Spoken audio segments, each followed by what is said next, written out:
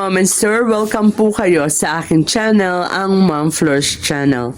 For today's video, pag-usapan po natin ang isa sa masipag na kalingap charity vlogger. Actually, deputy po siya ng landing pad sa Lopez, Quezon. Siya walang iba kung hindi ang napakasipag, matyaga at talagang may pusong mawain, si Kalingap Lydia.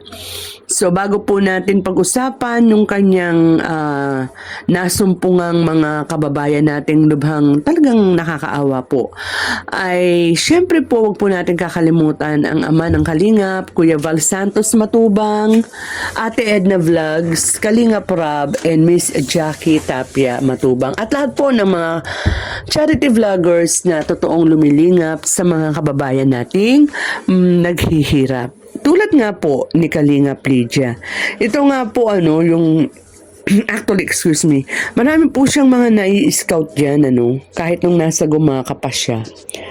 Pero meron po siyang latest, ito po yung kanyang latest, mga Kalingap, yung mag-ina po, na yung nanay po ay matanda na, almost 80 years old na. 79 years old na po si nanay. At ang kasama niya dyan sa, sabihin nating barong-barong na yan, ay ang kanyang although third anak niya na lalaki na yan, kaya lang po isang PWD.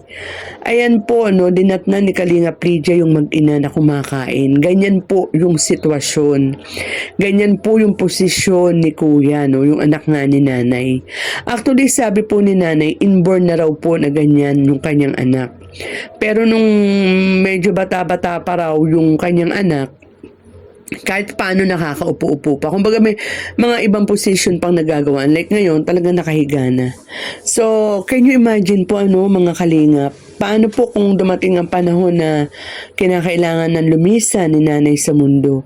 Paano na kaya siya, yung kanyang anak, And talagang pag maiisip mo, maaawa ka na lang. Actually, meron naman pong mga ibang mga anak si nanay, kaya lang may mga pamilya na, kaya silang mag-ina na lang ang nandiyan sa bahay. So, si Kalingap Lydia nga po pala bago umalis dyan sa mag-ina, nagabot po siya ng konting tulong, pero hingi nga po siya ng pasensya kasi dahil nga po sa maliit na halaga ang kanyang naibigay. Pero Kalingap Lydia, kahit po maliit yan, kasi ang pagtulong naman walang maliit, walang malaki. Basta galing po yan sa kaibuturan ng ating puso, talagang napakalaking tulong. Tingnan nga po ninyo nung ibinigay, ninyo doon sa anak ni nanay, tuwan-tuwa siya, hindi maipinta yung kasiyahan sa kanyang mukha. Sana nga po marami pang mga tumulong sa mag-ina, marami namang mga alam natin may mabuting kalooban, like yung mga sponsors na binabanggit ni Kalingap Lydia, and kasama na po dyan si Ma'am Irene DB. So sana po, tulad ng sinabi ko, marami pa siyang matulungan. Actually, hindi lang po si yung mag-ina na yan, nasumpungan ko rin nung isang araw po bago tong mag-ina, si Nanay Ina naman. Ito naman po yung matandang na-stroke, and may mga anak na turingan pero parang hindi naman nila kinakalinga yung kanyang nanay. Actually, siya pa po yung nagsasaing, na-stroke na po siya, and kung ako nagkakamali, 74 years old na si Nanay Ina, na-stroke na siya, yung nagsasaing. Ang inaasahan na lamang daw po yung pensyon na galing sa gobyerno na alam naman natin na hindi naman monthly binibigay, 500 po yun So, ang hiling nga po ni Nanay Ina na kung po pwede ay matulungan siya dun sa bubong niya, kasi tingnan po itsura ng bahay niya. Actually, naiiyak na lamang daw siya pag umuulan kasi talagang nababasa siya, nagpapayong na lang daw siya habang natutulog. Minsan talagang napakalakas ng ulan, hindi na kaya ng payong, kaya yung nga sabi niya, napapayak na lang siya.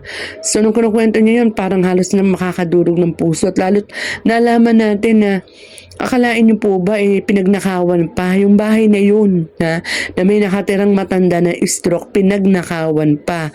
Ninakaw po yung kaldero niya na mayroong pinaghirapan niyang sinaing. Hindi natin alam kung ano yung pinagnasaan nung lalaki, kung yung kaldero, kasi nabebenta yung kaldero, alam niyo naman, di ba?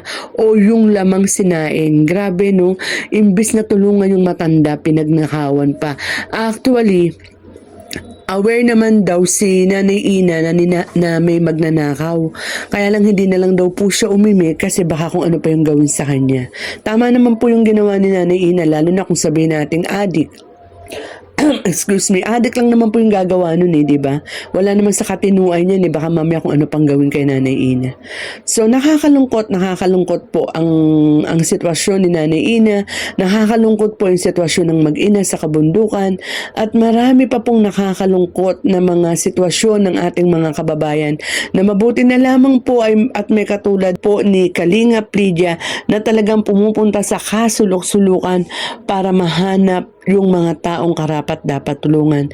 So sana po wag lang po sana yung mga trending ang ating papanoorin. Sana mapanood din po natin yung mga katulad nila Kalinga Lydia na talagang yung kanilang mga nasusumpungan ay very deserving pong matulungan. So ayan po mga kalingap, hanggang dito na lang po muna ang ating kwentuhan. Sana po kung nagustuhan ninyo ang ating talakayan sa araw na to, pakilike lang po, at kung hindi pa po kayo nakaka-subscribe sa aking munting channel, pakisubscribe po, at maraming pong salamat lagi sa inyong panonood. Hanggang dito na lang po, bye bye po and God bless. Ay inspirasyon sa lahat ng henerasyon.